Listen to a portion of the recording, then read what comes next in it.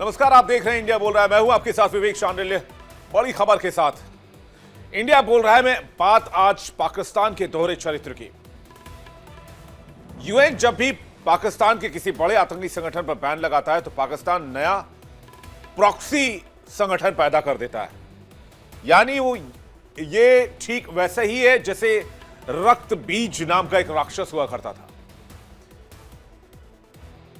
जब उस राक्षस को मारा जाता तो उस राक्षस के खून जहां जहां गिरते, उस खून से नए दैत्य राक्षस पैदा होने लगते। उस राक्षस का नाम रक्त बीज था। पाकिस्तान के आतंकी संगठन ठीक वैसे ही काम कर रहे हैं। नाम बदल लेते हैं, चेहरा बदल लेते हैं, लेकिन आतंक का कारोबार जारी रहता है।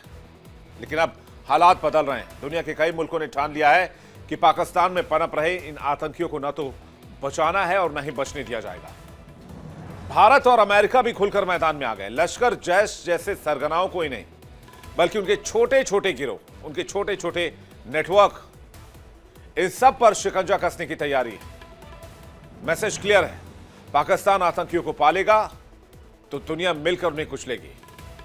भारत और अमेरिका अब आतंक के खिलाफ नहीं बल्कि पूरे आतंकी इकोसिस्टम के खिलाफ लड़ने का फैसला कर चुके हैं। यह साझेदारी बताती है कि एशिया से लेकर वैश्विक मंच तक भारत की बात मजबूत हो रही है और आतंक के खिलाफ दुनिया एकजुट होती दिख रही है। आतंकी चाहे नाम बदल लें, नया झंडा उठा लें या संगठन बना लें, भारत और अमेरिका ने मैसेज क्लियर कर दिया है कि छिपने की कोई जगह नहीं बचेगी। पाकिस्तान में पलने वाले आतंकी संगठन और उनके आकाओं पर अब बड़ा चाबुक चलने वाला है। दुनिया भर की एजेंसियां पाकिस्तान के नेटवर्क को कसने की तैयारी में है, शिकंजा बढ़ाने की तैयारी में, जो नाम बदलकर प्रॉक्सी बनकर आतंक का खेल खेलते हैं। भारत और अमेरिका ने साफ कर दिया है कि अब सिर्फ जैश, लश्कर जैसे बड़े गुट को नहीं, बल्कि उनके छोटे छोटे प्रॉक्सी ग्रुप्स को, हर फ्रंटल ऑर्गेनाइजेशन को भी टारगेट किया जाएगा। मैसेज क्लियर है कि पाकिस्तान की धरती पर पलने वाला एक भी आतंकी बख्शा नहीं जाएगा।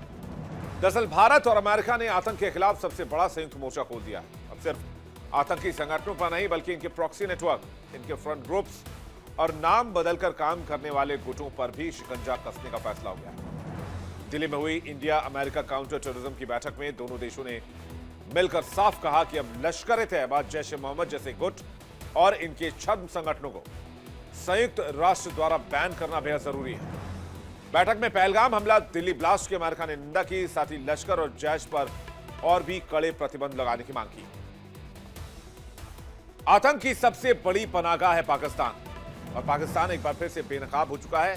चाहे लश्कर हो, जैश हो या इनके प्रॉक्सी हो, सब पाकिस्तान की जमीन पर पलते बढ़ते रहे और ये बात दुनिया जान गई। और अब भारत, अमेरिका और दुनिया की कई एजेंसियां पाकिस्तान के इन आतंकी ठिकानों पर लगाम लगाने की तैयारी में। आतंक को पनाह दिया तो सजा भुगतनी होगी। पाकिस्तान में एक दो नहीं बल्कि 150 से ज्यादा आतंकी संगठन पल रहे हैं। जैसे कुछ नाम मैं आपको बताना चाहूंगा। लश्कर-ए-तैयबा, हालांकि इसे बैन किया गया, एक बैंड संगठन है। पाकिस्तान हमेशा कहता है कि इसे हमने बैन किया हुआ है। Jaish-e-Mohammed, JeM, Haqqani network, Islamic State Khorasan, ISIS-K, जमात-उद-दावा, लश्कर-ए-झांगवी, सिपाही साहबा पाकिस्तान, ये ईरान, सिपाही साहबा ईरान वाले बॉर्डर पर ये उत्पात करते हैं और ईरान में टेररिज्म और आतंक फैलाने का आरोप इन पर लगता है। सिपाही मोहम्मद पाकिस्तान, लश्कर-ए-झांगवी, इसके अलावा दाइश, जमात-उल-अहरार, पीपल्स अमन कमेटी। पाकिस्तान में कुल 150 से ज्यादा आतंकवादी संगठन सक्रिय हैं, ऐसा दावा किया जाता है। अमेरिका अच्छी तरह से इस बात को जानता है। आतंक की असली कमान, असली कीमत किसके हाथ में है और कौन इसे प्रॉक्सी की तरह इस्तेमाल कर रहा है। और यही वजह है कि अब भारत के साथ मिलकर उन आतंकी नेटवर्क्स पर वार होने जा रहा है जो दुनिया को अस्थिर करने आए हैं। क्योंकि अब टेररिज्म बर्दाश्त से बाहर हो चुका है। कई आतंकी मामलों में पाकिस्तान का प्रत्यक्ष रूप से संबंध रहा है। 9/11 का हमला हो, आतंकी खालिद शेख मोहम्मद कराची से गिरफ्तार हुआ, पाकिस्तान से ही अलकायदा के नेटवर्क को ऑपरेट करता था।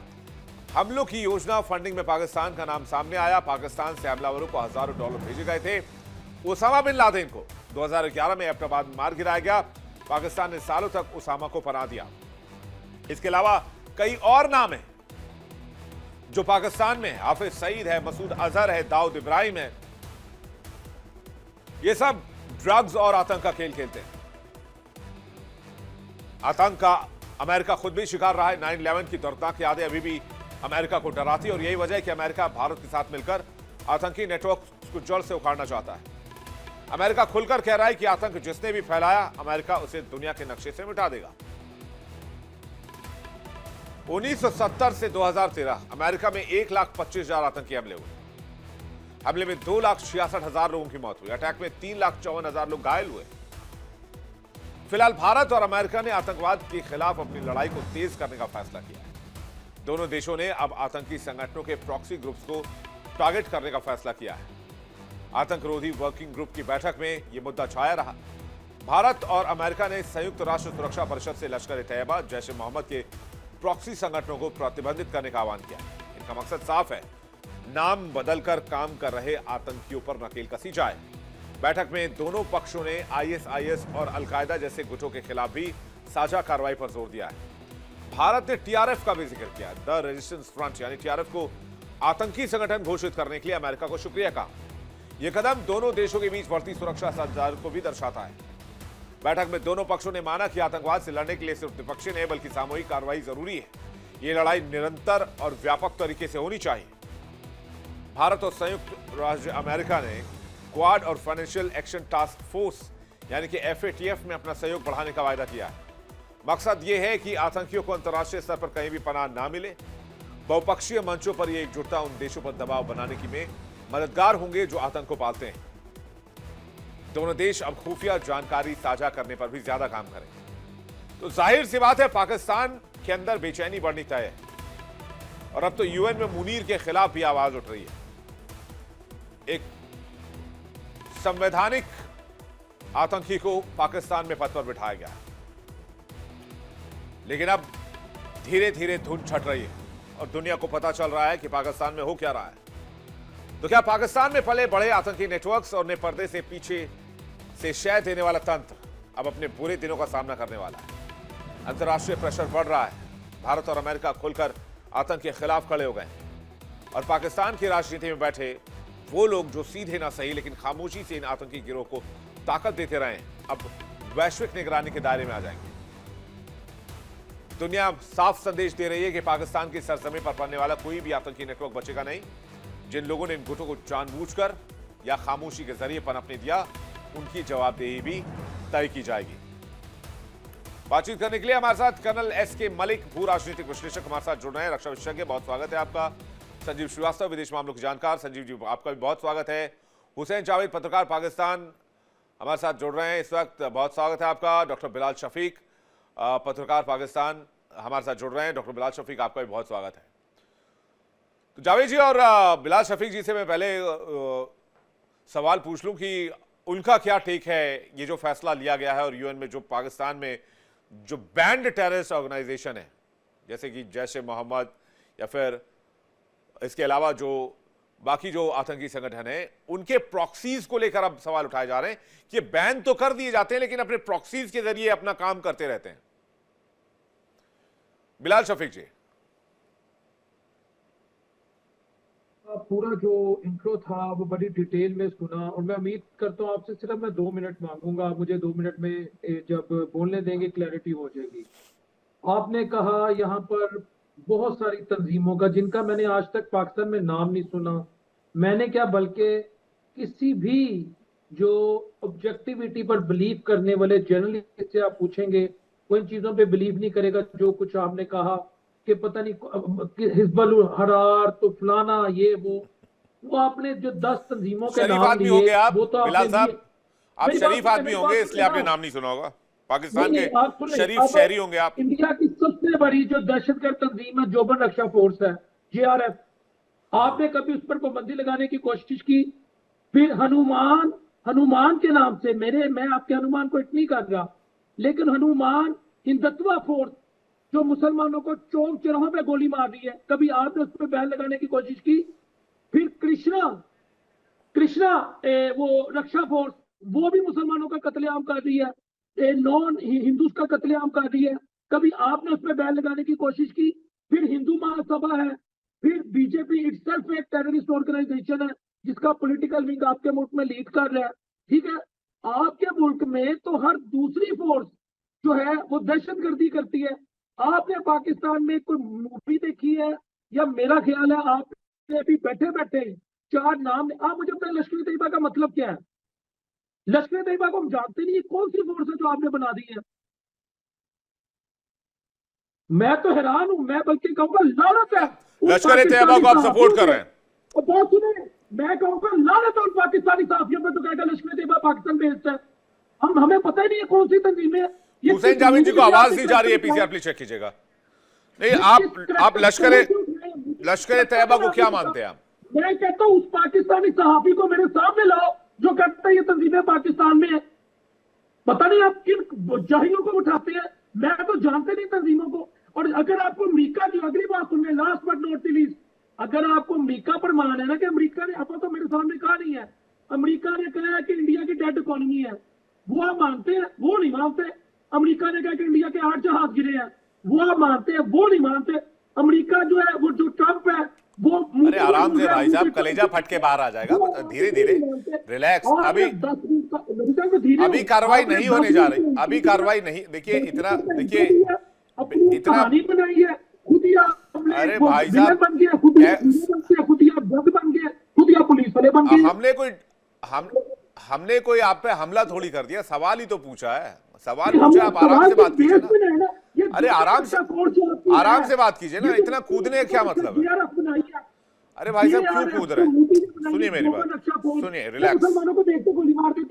देखिए रिलैक्स, मैं ये कह रहा हूं, सवाल ही तो पूछा है, आप ऐसे बौखला गए, जड़ से हत्थे से उखड़ गए आप। मैं ये कह रहा हूं, अरे मैं ये कह रहा हूं कि आपने लश्कर तैयबा का नाम नहीं सुना है? भाईजान है ही कोई नहीं, आपका करैक्टर है 20 साल से बनाया हुआ। अच्छा, आपने इसका नाम सुना है, ये अलकायदा का? आपने जोबन अख्शा फोर्स का नाम सुना है? लश्कर झांगवी सुना है? जोबन अख्शा फोर्स का नाम सुना है आपने? मोदी ने जो खुद बनाई, जिसका मोदी फंड करता है। और आपने ISIS-K का नाम सुना है? भाईजान आप जो नाम ले रहे हैं ना, पहले मुझे बता दें, फिर मैं कहूंगा। नहीं, वही तो मैं आपसे पूछ रहा हूं। जोबन रक्षा फोर्स, कृष्णा रक्षा फोर्स, ये 3 फोर्सेज हैं जो इंडिया में किसी भी नॉन हिंदू। अच्छा, TTP का, तहरीके तालिबान पाकिस्तान का नाम सुना है?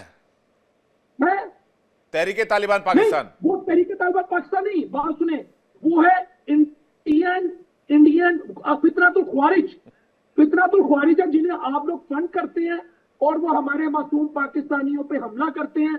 अब हम उन्हें एलिमिनेट कर रहे हैं। अच्छा, TTP का नाम सुना है, ISIS-K का नाम नहीं सुना है? उन्हें फितरतुल हिंदुस्तान कहते हैं, इंडिया का पैदा करता फितना। अच्छा, जैश ए मोहम्मद का नाम सुना है? आपने जोबन अख्शा फोर्स का नाम सुना है?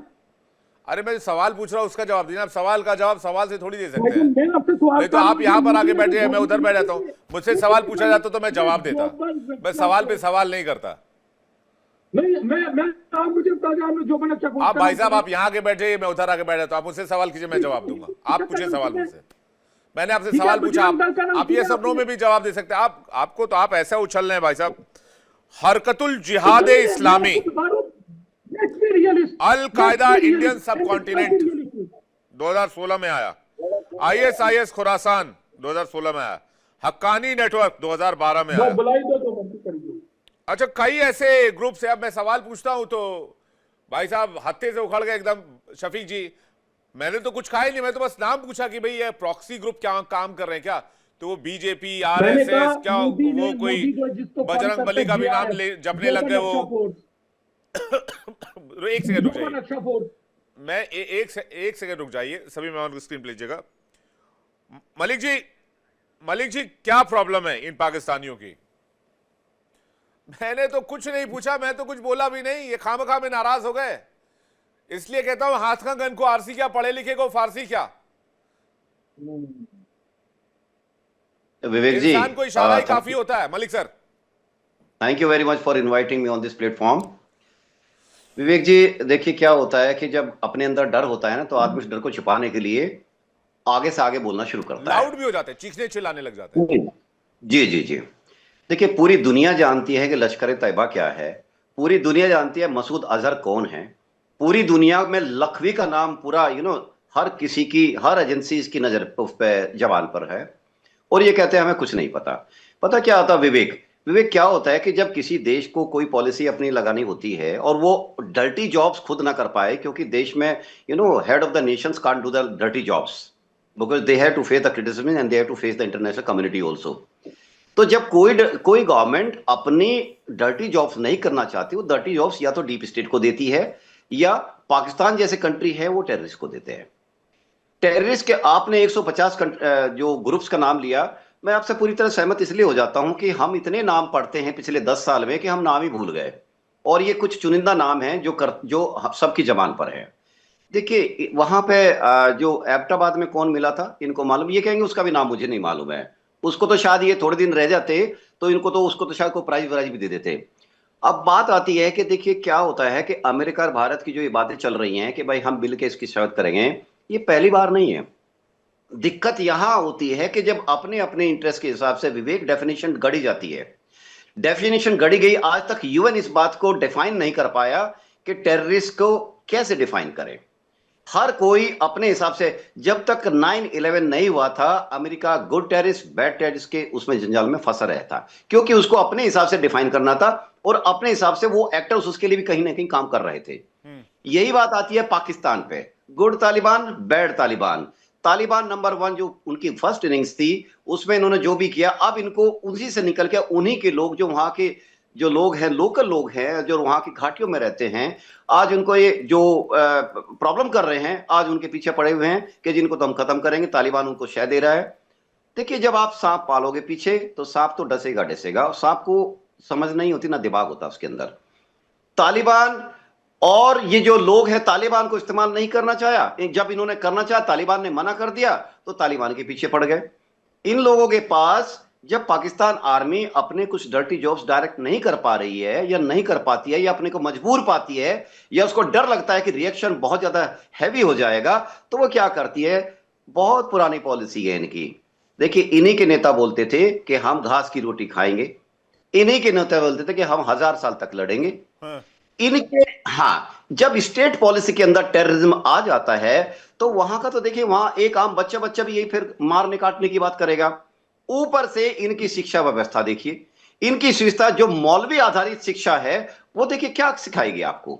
वो सिखाएगी कट्टरवादिता, धर्मांधता। और धर्मांधता को बच्चे, जो छोटे छोटे बच्चे हैं, 4-4 साल के बच्चे जो मदरसे में जाते हैं, देखिए मदरसे की कोई दिक्कत नहीं है, दिक्कत है वो शिक्षा व्यवस्था की। वो मौलवी हासिल क्या हुआ? हासिल कुछ नहीं हुआ। इन्होंने दुश्मन बनाया, ईरान को भी दुश्मन बनाया, भारत को भी दुश्मन बनाया, दुनिया भर में दुश्मन बनाए और अंदर तो जो दुश्मन पैदा किए वो किए ही किए।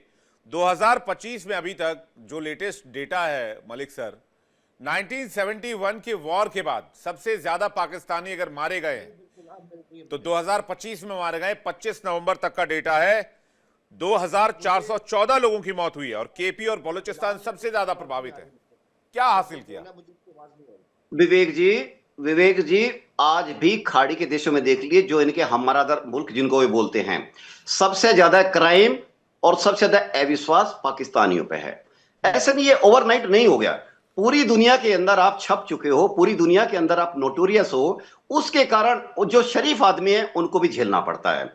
रही बात यह है कि पाकिस्तान के अंदर यह चीज क्या, मैं विवेक उस बात पे आना चाह रहा था, अगर आप 4 साल के बच्चे से लेकर 17 साल तक उसको ब्रेन वॉश करोगे, उसको जिंदगी भर कभी नहीं आप सुधार सकते। आप किसी बच्चे को जो 20 साल से लेकर आप कोई भी शिक्षा कट्टरवाद पहनाओगे, हो सकता है उसके अंदर थोड़ी गुंजाइश है, वो आपकी बात सुन ले।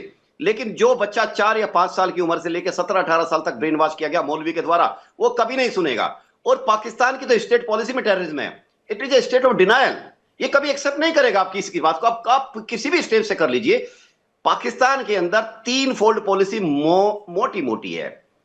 टेररिज्म मेरी पॉलिसी का हिस्सा, कभी स्वीकार नहीं करूंगा। दूसरा, किसी भी इस प्रॉब्लम को एक्सेप्ट नहीं करूंगा, एक्नॉलेज ही नहीं करूंगा, तो समस्या खत्म हो जाती है। चौथी चीज, मुझे जो पैसे देगा मैं उसकी काम करूंगा, पैसे फेंकिए मैं उसके लिए काम करूंगा। और जिस दिन पैसे खत्म हो जाएंगे, पैसा तो है ही नहीं पाकिस्तान के पास, पैसा तो बेसिक नीड है। अमेरिका दे रहा है, अमेरिका दे रहा है पॉलिटिशियंस और आर्मी के लिए, क्योंकि उनको पूरी की पूरी आर्मी और अपनी तो ऐशो आराम की जिंदगी भी रन करनी है वहां के पॉलिटिशियंस को।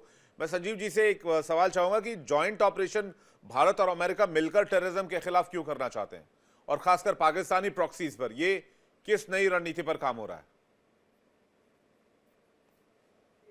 ज्वाइंट ऑपरेशंस अभी तक भारत और अमेरिका ने नहीं किए हैं, और लेकिन ये जो ज्वाइंट ऑपरेशन जब कभी भी आने वाले समय में भारत और अमेरिका करेंगे, तो फिर ये आतंकियों को किसी भी जगह पे, इवन कि पाकिस्तान की टेरिटरी में भी सर छुपाने की जगह नहीं मिलेगी, और उनको उनके जो बिलों से हम निकाल के लेके आएंगे। और ये जो भारत और अमेरिका दोनों ऐसा करने के लिए संकल्पबद्ध होते हुए नजर आ रहे हैं। और मेरा ऐसा मानना है कि जो भारत और अमेरिका के बीच की जो कंप्रेहेंसिव ग्लोबल स्ट्रेटेजिक पार्टनरशिप है, वो जो है बहुत ही मल्टीफेसेटेड रिलेशनशिप है।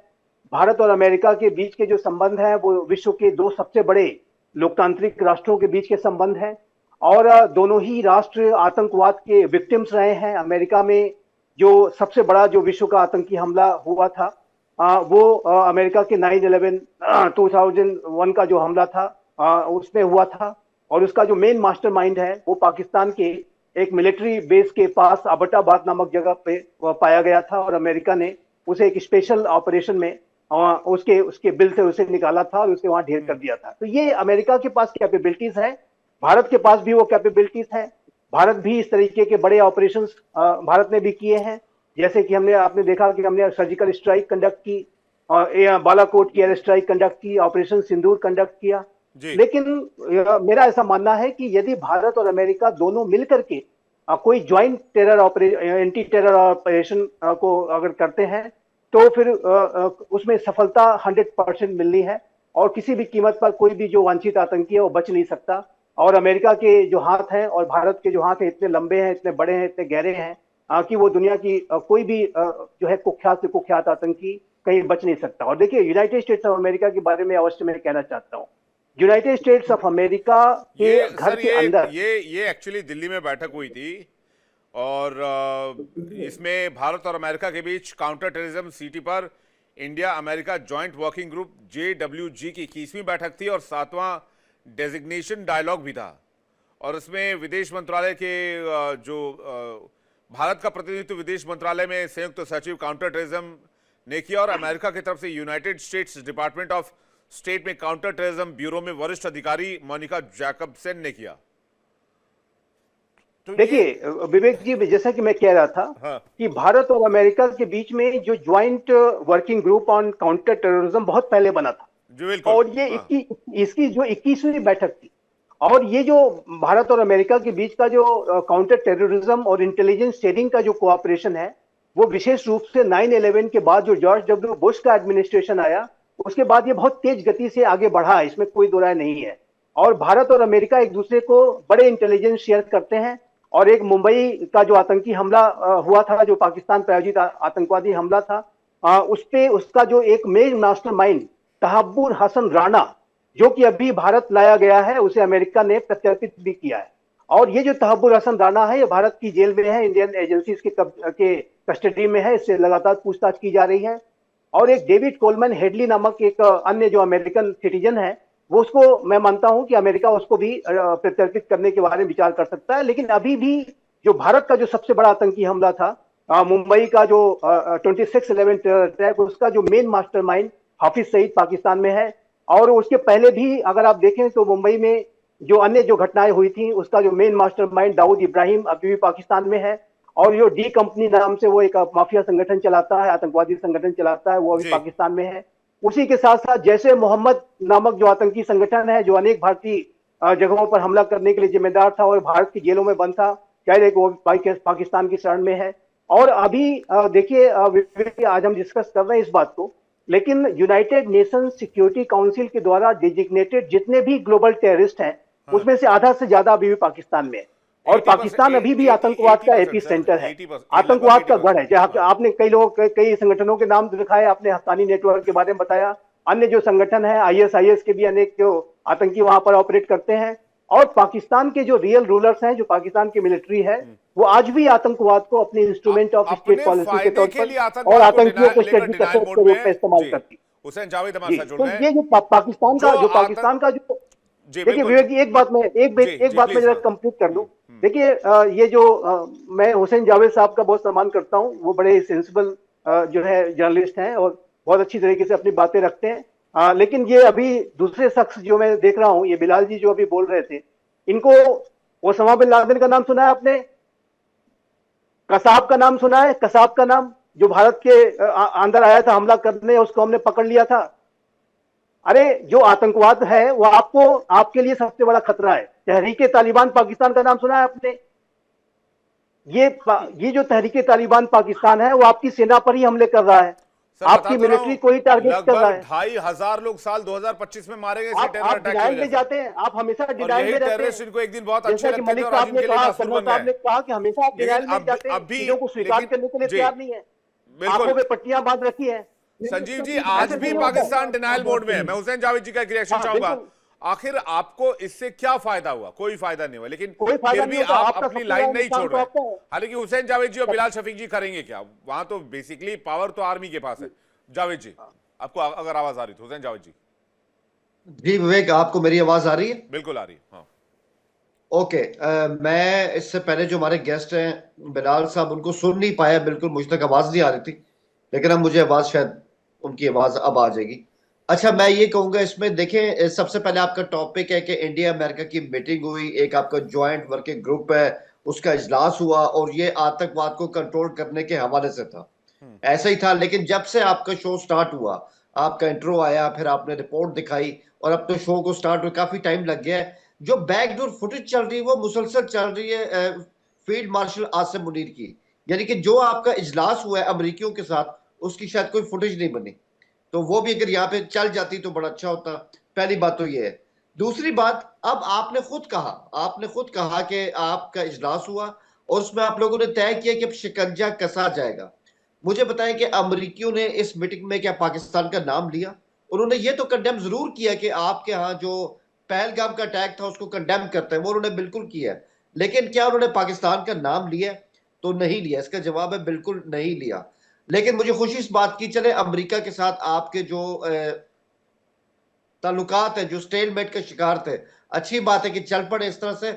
और रही बात आतंकवाद की, तो इससे बड़ा पाकिस्तान सबूत क्या दे कि सिर्फ साल 2025 में 1800 से ज्यादा जो इस तरह के आतंकवादी है उनको हमने ढेर किया। तो आप ये कहते हैं कि हम एपी सेंटर है, जो एपी सेंटर होता है वो ढेर नहीं करता, वो जावेद सबको जी, जमा करके रखता है। जो टीटीपी आपके खिलाफ है तो आप उनको मार रहे हैं, जैश और लश्कर आपके साथ है तो आप उनके प्रॉक्सीज को कुछ नहीं कर रहे, आप उनको पनाह दे रहे हैं। प्रॉब्लम ये है।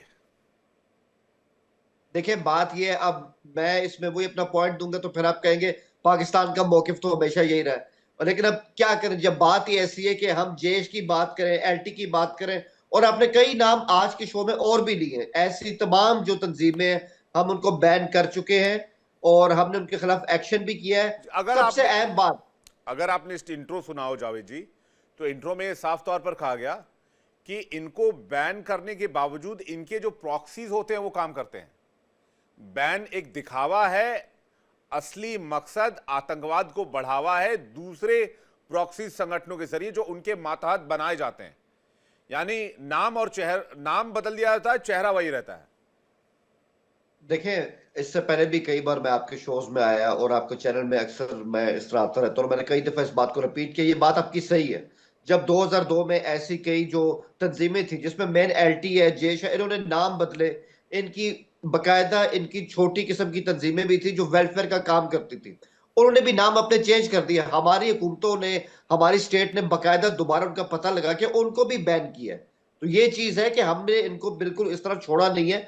और एक बात वो है कि इंडिया, हमें पता है कि इंडिया पाकिस्तान के मसाइल जो है वो आज से नहीं आ रहे, कब से इस तरह चले आ रहे हैं। मुंबई अटैक ले लें, उसके बाद आपके पास मतलब इस तरह कई ऐसे इश्यूज हैं। आप अगर मुंबई की बात करते हैं, हम फिर यहाँ पर बीएलए की बात करते हैं, टीटीपी की बात करते हैं, ये सारे मसले सिर्फ अमेरिका के साथ बैठ के हल करने से नहीं होंगे। मैं वही कहता हूँ, हमेशा मसले तब हल होंगे जब इंडिया पाकिस्तान से बात करेगा या पाकिस्तान इंडिया से बात करेगा। किसी एक बात बता दी, आखिरी क्वेश्चन, फिर मैं मलिक जी और बिलाल शफीक के पास जा रहा हूं। भाई आपके यहां जो लोग, मसूद अजहर के घर वालों का जब क्रिमेशन चल रहा था, उसमें पाकिस्तानी आर्मी के ऑफिसर्स क्या कर रहे थे? कहां पे ऑपरेशन चल रहा था? क्रिमेशन, जब फातिया पढ़ा जा रहा था, जब सुपुर्दे खाक किया जा रहा था।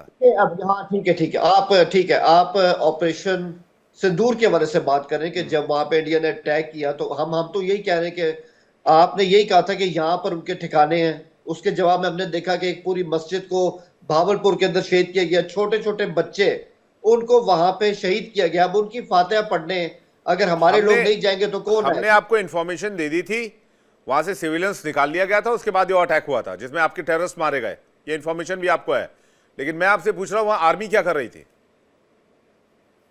देखिए, अगर इंडियन मिसाइल हमारी सरजमीन पर आएगा इस तरह से, तो आपका क्या ख्याल है उसके पीछे आर्मी नहीं आएगी? उन तमाम इफेक्टिव्स के पास भी जाएगी। मसूद अजहर के साथ आर्मी क्या कर रही है? आम अवाम, विवेक, आम अवाम, देखें आम अवाम, छोटे छोटे बच्चे बुरीदके के अंदर, भावलपुर के अंदर और शायद एक और जगह है, वहां पर उनकी बकायदा उनकी लाशें गिरी सब ठीक है, और हमारी आर्मी ने उनको सम्मान डिस्ट्रिक्ट भी दिया। कलेक्टर चला जाए, लोकल एसएचओ चला जाए, लोकल पुलिस चली जाए, आर्मी क्या कर रही थी? सर, हिंदुस्तान ने हमारे अगर सॉवरेनिटी को ब्रीच किया है ना, तो ऑब्वियसली वहां पे आर्मी का काम ठीक है, आप बनता कवर है। अप करने की कोशिश और कर रहे हैं, मैं हमारे समझ गया। अवाम मलिक साहब, मैं चाहूंगा आप इस पर जवाब दें। ठीक है, आपकी बात आ गई। आप कह रहे हैं कि भाई आर्मी इसलिए खड़ी थी क्योंकि वो अटैक हुआ था। शफीक जी, इसके बाद मैं आपके पास आ रहा नहीं, हूं। मैं मलिक जी, मैं एक सेकंड में आ रहा हूं, पहले मलिक जी बोल रहे, फिर आप जवाब दे दीजिएगा। मलिक जी। हुसैन जावेद भाई, आप बहुत ही रैशनल आदमी है सच में। मैं आपको पर्सनली बहुत इज्जत देता हूं, क्योंकि आप बात बड़े बैलेंस से में करते हैं और काफी सच्चाई के नजदीक भी आ जाते हैं।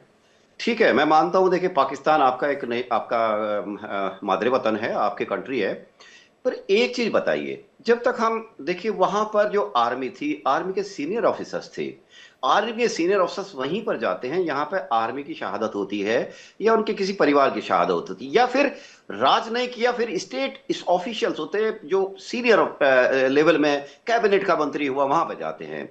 देखिए, ये जो लोग हैं, ये आपको अल्टीमेटली पूरी इंटरनेशनल कम्युनिटी में इन्होंने बदनाम किया हुआ है। सच में अच्छा नहीं लगता। कारण यह है कि इन लोगों के सामने वहां की गवर्नमेंट भी एक तरह से झुक जाती है।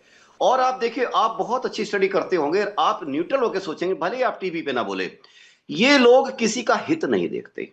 ये लोग सिर्फ एक वहां की लोकल, उसके लिए गवर्नमेंट के लिए एम्बेरसमेंट करते हैं, लोकल पब्लिक के लिए वहां पे जीवन हराम करते हैं। उनका क्या होता है, दो नेशन लड़ते हैं कि जब उनके टकराव होते हैं, या चलो जिस स्टेट पे भी आ जाते हैं, मैं उसमें नहीं कहता हूं, लेकिन ये जो तंजीमें हैं, इन तंजीमों का खात्मा बहुत जरूरी है। और अगर मैं ये कैसे नहीं हो पाया पास्ट में कि पाकिस्तान की गवर्नमेंट ऑफर करे कि आप इंडियन गवर्नमेंट, हम आपके साथ मिलते हैं, हम मिलकर इनका खात्मा करते हैं, चाहे वो कश्मीर में हो, चाहे इंडिया में भी हो। मैं समझता हूं कि ये ऑफर आज तक क्यों नहीं आया कि चाहिए आइए मिलके हम अमेरिका के साथ ज्वाइंट बनाने से अच्छा है, हम पाकिस्तान भी प्रॉब्लम में, इंडिया भी प्रॉब्लम में, तो हम दोनों मिलके आइए पाकिस्तान के अंदर घुस के भी मारते हैं, और इंडिया के अंदर कश्मीर या जहां भी बैठे हैं ये लोग, हमारे यहां भी कुछ ऐसे लोग हैं जो हमको अंदर इंटरनली करते हैं, हम भी आधा फ्रंट यहां पर झेलते हैं। तो मैं ये समझता हूं कि आप जैसे सुलझे हुए व्यक्ति अगर अपनी फोरम में पाकिस्तान के अंदर एक अच्छा विचार प्रोपोगेट करेंगे, आपको विरोध झेलना पड़ेगा। हो सकता है आपके दुश्मनी भी पैदा हो जाएं, और होंगे भी, क्योंकि आपकी बात जो होती है बड़े बैलेंस वे में होती है, हमेशा फैनेटिक नहीं होती है। तो मेरा कहना यह है कि मैं ये कहना चाहता हूं कि जो ये प्रॉक्सीज हैं, ये प्रॉक्सीज ठीक है, स्टेट गवर्नमेंट जब तक इसको यूज कर रही है तब तक वो उसको मदद देती रहेगी, लेकिन जिस दिन ये स्टेट प्रॉक्सीज के साथ उनका स्टेट गवर्नमेंट का काम खत्म हो जाता है, उनका ऑब्जेक्टिव पूरे हो जाते हैं, फिर वही उनको घास नहीं डालती, जैसे कि आपके यहाँ पे टीटीपी का हाल हो रखा है। टीटीपी क्या है, ये हम मानते हैं, हम तो मानते हैं इसको टेररिस्ट ऑर्गेनाइजेशन है, वहां के लोगों को और वहां की कौम के अंदर, वहां की सोसाइटी के अंदर जो फैनेटिज्म लाना चाहते हैं, वो आपके लिए कतई नहीं अच्छा है, बाकी वर्ल्ड के लिए भी अच्छा नहीं है। लेकिन मेरा मानना यह है कि आप जैसे लोगों को यह आवाज जरूर उठानी चाहिए कि जैसे देखिए, दुनिया का सबसे ड्रेडेड एलिमेंट एलटीटी खत्म हो गया, क्योंकि वहां पे एक इच्छा शक्ति आई और खत्म करने की वहां पे दृढ़ शक्ति हुई, और ये लिया गया कि खत्म हुआ। आईआरए, आयरिश रिपब्लिक आर्मी, कभी उसका एक तरह से देखा जाए। ठीक है, बिलाल शफीक आपको कुछ कहना चाह रहे हैं जी? अच्छा, अब आपने इनसे सवाल किया, हुसैन साहब से, मेरे लिए काबिल इज्जत है। और ये देखिए, मैंने वो विजुअल भी लगा दिया, फाइल विजुअल लगा हुआ है। अच्छा, बाकायदा पाकिस्तानी फ्लैग उस पर लगाया गया है, नेशनल फ्लैग लगाकर उनको अंतिम विदाई दी गई, और फिर पाकिस्तानी ऑफिसर्स भी, सीनियर ऑफिसर्स खड़े हैं पाकिस्तानी आर्मी के। इस पर शफीक जी, मैं तो सबूत दे दिया मैंने आपको। Let me answer it. First of all, there is no consensus among the international community as far as definition of terrorism is concerned. The UN has failed to develop consensus. America has failed to develop consensus. Even when there were two superpowers, there hasn't been any consensus on the definition of terrorism. Your freedom fighter might be terrorist in my opinion, and my freedom fighter can be terrorist in your eyes, in your opinion. Let me make it clear. पहले आपको मैं ये बता दूं, आप बैठ के terrorist जो टेररिस्ट कहते हैं ना, वो तो इसकी डेफिनेशन ही नहीं है। मैं इंटरनेशनल ग्लोबल पॉलिटिक्स का स्टूडेंट हूं, अल्हम्दुलिल्लाह मैंने उसमें डॉक्टरेट किया है, लेकिन आपका जब चैनल चलता है मैं आपके मजाक पे आता हूं। अब अगली बात, आप क्यों गई, फौजी क्यों गए?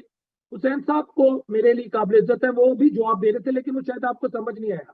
वो जो बंदा जनाजा पढ़ा रहा था ना, वो जो मुल्ला था, आपके प्रोड्यूसर का नाम है अजीत सर। मैं चैलेंज देकर कहता हूं, अगर आप मुझे 5 से 7 मिनट का time they they, that man came in my programme before 2024 general election, he contested election, he couldn't win the election, and you associated him with Lashkar-e-Taiba, you associated him with terrorist organization. That is sheer negligence, sheer ignorance on your part. मैं 5 minute दे, मैं उस बंदे की election campaign दिखाऊं जिसको आप कह रहे थे कि यार वो जनाजा पढ़ा रहा था, वो टेररिस्ट, वो अजहर मसूद, वो फलाना मसूद, पता नहीं कौन कौन से करैक्टर आपने पैदा किए हैं। अच्छा, अब लास्ट बात, अब मैं आपको बताऊं, अब आर्मी जो है वो मोदी के, अगर मैं एक मिसाल लेता हूं, अब पाकिस्तान से एक मिसाइल जाता है, हमारा गौरी जाता है, हमारा बाबर मिसाइल जाता है, हमारा गजनी जाता है, जो भी मिसाइल जाता है, वो किसी आपके मोदी के घर पे घुस जाता है, वो राजीव गांधी के घर पे, यानी गजनवी तो अफगानिस्तान ही था, बाबर और गाजी भी अफगानिस्तानी थे उस समय, बाबर तो खैर कजाकिस्तान का था। मुझे बताओ, आर्मी मोदी के जनाजे में तो नहीं जाएगी? आर्मी पाकिस्तान से है, ये हमारे हैं, हम इनके हैं, जो हमारे कॉमन मैसेज। तो आतंकियों के साथ क्यों जा रही है ये बताइए ना आप। सरकार के साथ, आर्मी सरकार के साथ नहीं है, सरकार आर्मी के साथ है, यह सरकार आर्मी के लिए है वहां पर। मैं आपको ये कह रहा हूं भाई, सरकार और आर्मी ठीक है, समझ में आता है, ये आतंकियों के जनाजे में क्यों? हम यहाँ से गजनी भी फेंकते हैं, मोदी उसमें हलाक हो जाता है, अब आसिम मुनीर उसके जनाजे में जाए, यार आपका दिमाग। आर्मी थोड़ी जाएगी वहां पे, कौन कहा जाती है आर्मी? किस देश में ऐसा होता है? शहीद होंगे, आर्मी आएगी। ये आपके देश में होता है, ये आपके देश में होता है। अब तो मैंने सबूत लगा दिया भाई साहब। अब देखिए, आपके जो आर्मी चीफ है वो तो अब कॉन्स्टिट्यूशनली टेररिस्ट हैं, संवैधानिक आतंकी हैं। कॉन्स्टिट्यूशनली टेररिस्ट नहीं है, वो कॉन्स्टिट्यूशनली टेररिस्ट के लिए सिंबल ऑफ फियर है, वो मोदी के लिए सिंबल ऑफ फियर है, वो आरएसएस के लिए सिंबल ऑफ। भाई साहब, उन्होंने पाकिस्तान को ब्लैकमेल किया, सरकार को ब्लैकमेल किया, उन्होंने आपको जंग के मुहाने पर ला खड़ा किया, आप लोग वॉर के सिचुएशन में आ गए, इतना पैसा गंवाए, इतने लोग गंवाए, और अब आप सेपरेशन की, बाल्कनाइजेशन की कगार पर है। अच्छा, एक बड़ी अच्छी बात लगी बिलाल शफीक जी की, ठीक है मैं आ रहा हूं आपके पास वापस। एक बड़ी अच्छी बात लगी संजीव मलिक सर, उन्होंने बहुत ऑडेसिटी दिखाते हुए एक्सेप्ट किया कि जो लोग आजादी की लड़ाई लड़ते, अगर हमारे लिए आजादी की लड़ाई लड़ रहे तो हमारे लिए टेररिस्ट नहीं है। What is the definition of terrorism और terrorist? This is very interesting. मतलब ये एक ऐसा मुद्दा निकल कर आया है कि उन्होंने एक तो एक्सेप्ट किया कि वो कश्मीर में आजादी की लड़ाई लड़ रहे हैं और वो हमारे लिए फ्रीडम फाइटर्स हैं और हम उनको सपोर्ट करेंगे, लाइक दैट मलिक साहब। तो ये एक्सेप्टेंस है एक इंडियन नेशनल टेलीविजन पर एक पाकिस्तान के जर्नलिस्ट का, जो ये कह रहे हैं दे आर फ्रीडम फाइटर्स, जिसको आप टेररिस्ट कह रहे हैं। मलिक साहब, संजीव साहब उसके बाद, संजीव साहब पहले बोले, उसके बाद मलिक साहब मैं आ रहा हूं आपके पास। संजीव जी, ये जरा मैं बिलाल शफीक साहब से ये पूछना चाहता हूँ, एक सवाल है, जरा जवाब दीजिए उसका, कि ये जो गुलामी की जंजीरें तोड़ करके जो तालिबान आया था और उसका जो सिस्टर ऑर्गेनाइजेशन तहरीके तालिबान पाकिस्तान है, वो फ्रीडम फाइटर है या टेररिस्ट है? जरा बताइए मेरे को, वो फ्रीडम फाइटर उसको मानते हैं या टेररिस्ट मानते हैं? बताइए भाई है ना, जो आम बात तो सुने, मैं जवाब देने लगा। जो आम अफगानिस्तान के लोग हैं, जो मेहनत करते हैं, जो आम अफगानी है, उसमें ताजिक भी हैं। अरे वो टीटीपी के बारे में बताइए, आम के बारे में बात। टीटीपी टेररिस्ट है या फ्रीडम फाइटर है? टीटीपी टेररिस्ट है या फ्रीडम फाइटर है? ये मेरे को बता दो। टेररिस्ट टीटीपी टेररिस्ट ऑर्गेनाइजेशन है या फ्रीडम फाइटर है, इसका जवाब आप दीजिए। अभी आप कह रहे थे क्वेश्चन करके फिर वो जलेबी की तरह गोल नहीं, आप बताइए ना, फ्रीडम फाइटर है कि टेररिस्ट है? मैं बताने लगा ना, बात तो सुनिए ना। फिर मैं आगे बात करता हूँ। पहले आप ये बताइए, पहले आप बताइए कि वो फ्रीडम फाइटर है टेररिस्ट है, सबको बताइएगा। ये गोल गोल मत घुमाइए मेरे को, ये गोल गोल मत घुमाइए। आम आदमी के चक्कर में तो आपने पूरी दुनिया को कंफ्यूज कर रखा है। आप अपनी आवाम के ऊपर ध्यान देने पा रहे हैं और दुनिया को आप ये बताने की कर रहे हैं कि टेररिज्म की परिभाषा क्या होती है। तमाम जो आतंकियों को आपने अपने घरों में पाल रखा है और बता रहे हैं कि टेररिस्ट की परिभाषा क्या होती है। तो तालिबान का मतलब पहले आप बताइए पहले। हाँ, तालिबान का मतलब नहीं, टीटीपी को आप क्या मानते हैं ये बताइए, फ्रीडम फाइटर है या टेररिस्ट? बात सुने, तालिबान का मतलब होता है दोज हू सीक नॉलेज। आप भी तालिबान है, मैं भी तालिबान हूं, आपका एंकर भी तालिबान है। अगर हम इसको जनरल कॉन्टेक्स्ट में देखें, अब आप आगे कि ये जो इस वक्त टीटीपी है टेररिस्ट है या फ्रीडम फाइटर है। अब इनके ये फ्रीडम फाइटर नहीं है, अब वो उनको टीटीपी कहना जो है ना, मैं अपनी हुकूमत पाकिस्तान से तो आपने खड़ा किया था, तालिबान तो आपने ही खड़ा किया था ना, तालिबान तो आपने ही बनाया था ना। सवाल बहुत इंटरेस्टिंग है ये जो टीटीपी है, बहुत इंटरेस्टिंग सवाल आपने पूछा है और इसके चक्कर में बिलाल शफीक फंस गए। वो आपका ही क्रिएशन है। नहीं, आपने बहुत टू द एक करके बिलाल शफीक जी एक करके आपने बहुत इंटरेस्टिंग सवाल पूछा और बिलाल शफीक जी इसमें फंस गए। अब जो टीटीपी है वो केपी के लिए आजादी की जंग लड़ रहा है, बीएलए बलूचिस्तान लिबरेशन आर्मी जो बलूचिस्तान के लिए आजादी की जंग लड़ रहा है। तो बिलाल शफीक की नजर में वो फ्रीडम फाइटर्स हैं। तो बिलाल शफीक जी ने बेसिकली टीटीपी और बीएलए को फ्रीडम फाइटर बोला है और फ्रीडम फाइटर ऑर्गेनाइजेशन बोला है। जी मैं एक ठीक है बिलाल शफीक जी मैं आ रहा हूं। संजीव जी अपनी बात पूरी करें प्लीज। हाँ देखिए ये जो इस तरीके की बातें आप करेंगे, पाकिस्तान इस तरीके की बातें करेगा तो फंसेगा। सबसे पहला आपको जो काम करना है वो ये है कि आतंकवाद को शरण देना बंद कीजिए। आप आतंकवाद के जो टेरर कैंप है वो बंद करना शुरू। मैं आपकी इस नेशनल चैनल पे, इतने इंपॉर्टेंट चैनल पे, बड़े सम्मानित चैनल पे मैं एक बात बहुत स्पष्ट रूप से कहना चाहता हूं। एक करके शफीक जी हो गया बस ठीक है। यदि आप आतंकवाद के ऊपर इरिवर्सिबल, वेरीफाइबल, क्रेडिबल स्टेप लेकर के दिखाते हैं तो कल भारत और पाकिस्तान के संबंध अच्छे हो जाएंगे, लेकिन वो आप करेंगे नहीं। आप जो है दुनिया को कंफ्यूज करने का काम करते हैं, आतंकवाद की, टेररिज्म की परिभाषा बता रहे हैं और जहां आपके पैर दलदल में हैं और आप जो है हमें आप उसमें डालने की कोशिश कर रहे हैं, हम नहीं डाल पाएंगे। आप फंसेंगे, हर बार फंसेंगे, क्योंकि जो आपकी जो जमीन है ना उसमें इतना दलदल है कि उसमें आपको फंसना ही है। आप मेरे सवाल का जवाब एक नहीं दे पाए कि टीटीपी को आप टेररिस्ट ऑर्गेनाइजेशन मानते हैं या फ्रीडम फाइटर मानते हैं, आप नहीं दे पाएंगे क्योंकि तालिबान को आपने किया था, तालिबान को आपने बैठाया था अफगानिस्तान में। आज भी जो है और वही जो तालिबान है आज के लिए आपके लिए भस्मासुर बन गया है। उसी तरीके से ये जैसे बिलाल शफीक जी को या जितने भी अन्य आतंकी संगठन हैं वो आपको अंत में जो डसेंगे। मुझे हिलेरी क्लिंटन के शब्द याद आते हैं, उन्होंने बहुत आपकी देश में ही जाकर के कहा था कि यदि आप अपने बैकयार्ड में सांप पालते हैं और ये सोचेंगे कि ये सांप जो सिर्फ पड़ोसियों को जाकर डसेंगे, तो ऐसा नहीं होने वाला। ये सांप आपको भी डस सकते हैं। और वही आज हम भारत और अमेरिका की बात कर रहे हैं। अमेरिका की सेक्रेटरी ऑफ स्टेट थी, वो कोई सामान्य महिला के तौर पर नहीं गई थी, सेक्रेटरी ऑफ स्टेट के तौर पर वहां गई थी। और वो जो उन्होंने शब्द कहे थे वही चरितार्थ हो रहे हैं। और वो जो सांप आप जहरीले हो चुके हैं, हाँ वही उसी सांप की बात कर रहा हूं मैं, उसी सांप की बात कर रहा हूं। आप समझ लीजिए, अभी भी नहीं समझ में आ रहा है। बिलाल शफीक जी का भी जहर थोड़ा बाहर आ रहा है। बिलाल शफीक जी का भी जहर थोड़ा बाहर आ रहा है। दिख रहा है, उसी सांप की बात कर रहा हूं। अभी भी समझ लो, अभी भी टाइम है। और आतंकवाद के ऊपर जो है कड़ाई सख्ती से स्टेप लेकर के दिखाओ। अरे भाई डस तो लिया, 2500 लोग 2025 में मारे गए और कितना डसेंगे आपको ये सांप। सबसे ज्यादा आतंकवाद की घटनाएं पाकिस्तान में हुई है। 2025 में सबसे ज्यादा जो है लोग मारे गए और सबसे ज्यादा तो आपकी सेना के और पुलिस फोर्सेस के लोग मारे गए। पाकिस्तान की सेना में सबसे ज्यादा लोग 2025 में मारे गए। और वही सेना आज भी अगर आतंकवाद को सपोर्ट करेगी तो अपना भविष्य आप सोच लीजिए। भारत तो उन सांपों का इलाज करना जानता है, हम तो इलाज करेंगे आपके सांपों का जो आपने पाल रखे हैं, लेकिन सबसे पहले आपको स्वयं अपने आप को सुधारना होगा और उसके लिए आप तैयार नहीं है। आप मेरे से बहस कर रहे हैं कि आप आतंकवाद की परिभाषा हमें बताएंगे। क्वेश्चन बहुत इंटरेस्टिंग है ये। मैं यही सवाल जल्दी से मलिक जी का, मुझे लगता है कि बहुत सवाल मैंने पूछा उसमें फंस गए आप। एक ही सवाल मैंने पूछा उसमें फंस गए आप। बिल्कुल, बहुत जबरदस्त सवाल संजीव जी ने उठाया कि भाई टेररिज्म की डेफिनेशन क्या है? अब उसमें फंस गए वो। अब टीटीपी बीएलए भी तो आजादी की लड़ाई लड़ रहा है, उसको पाकिस्तान आतंकवादी कहता है।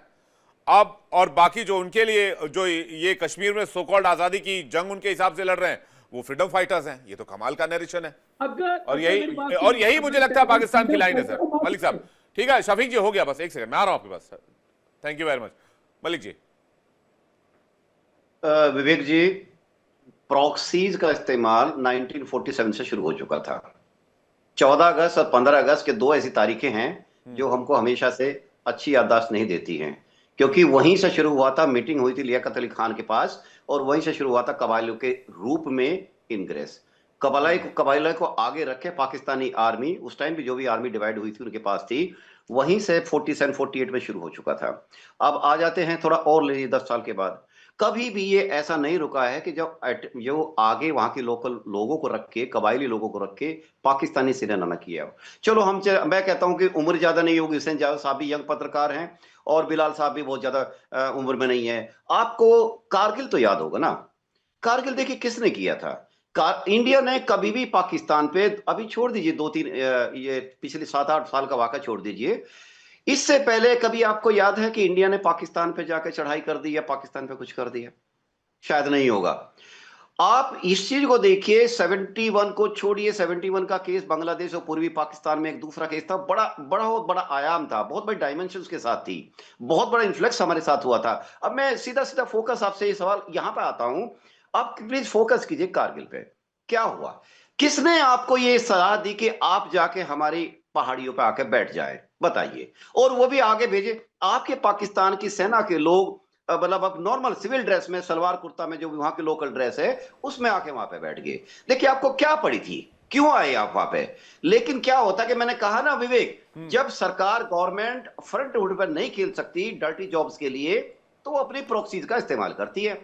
अब सवाल ये है कि पाकिस्तान ऐसा क्यों नहीं? और उनको वो भी फ्रीडम फाइटर बता के, और उनको बाकायदा एड भी दिया जाता है, फंड दिए जाते हैं। मैं ये बोल जी, अब आप पूछिए, आपके माध्यम से ये पूछना चाहता हूं बिलाल भाई से, क्या जेकेएलएफ एक फ्रीडम फाइटर है? जावेद जी से भी पूछ सकते हैं, जावेद जी भी इसका आंसर कर सकते हैं। जावेद जी भी, he is very talented and very senior journalist from Pakistan Salahuddin, आपके सैयद सलाउद्दीन वहां पे वहीं बैठे रहते थे, वहीं मीटिंग होती थी, वहीं उनकी मारकाट की पॉलिसी तय होती थी। और उन्होंने जो आके कश्मीर में जो कत्लेआम मचाया यहाँ पे, और जिनके कुछ लोग आजकल अंदर ट्रायल फेस कर रहे हैं, बताइए उनको आप फ्रीडम फाइटर मानेंगे या फिर क्या मानेंगे? निहत्ते लोगों को आपने लाखों लोगों को वहां से निकाल दिया, घर से डर दिखा के, हिंसा करके, और उनकी हत्याएं करके, उनकी वहां की महिलाओं को उनके साथ उन्होंने इतना, क्या कहूं, मतलब मेरे शब्द नहीं है मेरे पास, और मैं कहना नहीं चाहता क्योंकि वो दर्द उभर आते हैं।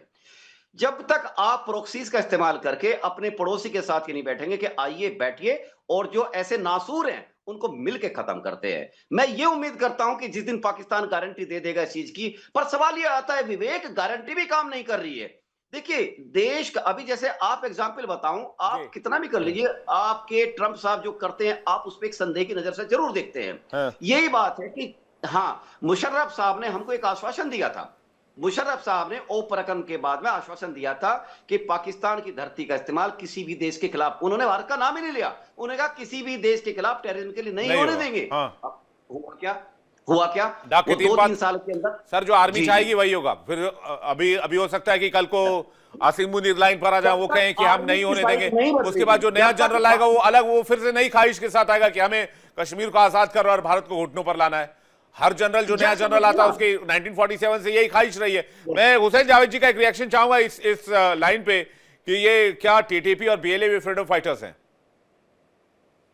देखिए बिलाल ने जो भी कहा है, उनको 2 बार यहाँ पे बात करने का मौका दिया गया, लेकिन मैं उनको बिल्कुल सुन नहीं सका, इसलिए मैं उनकी किसी मैं बस ये कह रहा हूं, उनका ये कहना था कि आपकी नजर में हो सकता है वो आतंकियों, हमारी नजर में वो फ्रीडम फाइटर हैं, वो आजादी की जंग लड़ रहे हैं, जिनको हम टेररिस्ट कहते हैं। देखिए मैं इसमें यही कहूंगा, अगर हम इसमें वही बात इसमें आ जाती है, कश्मीर में जो इंडियन आर्मी के खिलाफ लोगों ने हथियार उठाए हैं, ऑब्वियसली वो आपके लिए आतंकवादी हैं, आप उसको उस एनेक्स से देखते हैं, ठीक है। लेकिन हमारा मौक़िफ़ हमेशा से यही रहा कि जो कश्मीर है, यही तो प्रॉब्लम है कि इंडिया पाकिस्तान के बीच में एक अनफिनिश्ड बिजनेस है, ये हल नहीं हो सका है। और जब तक ये हल होगा, सामने से आके हल कीजिए ना, टेररिस्ट बेच के हल थोड़ी होता है।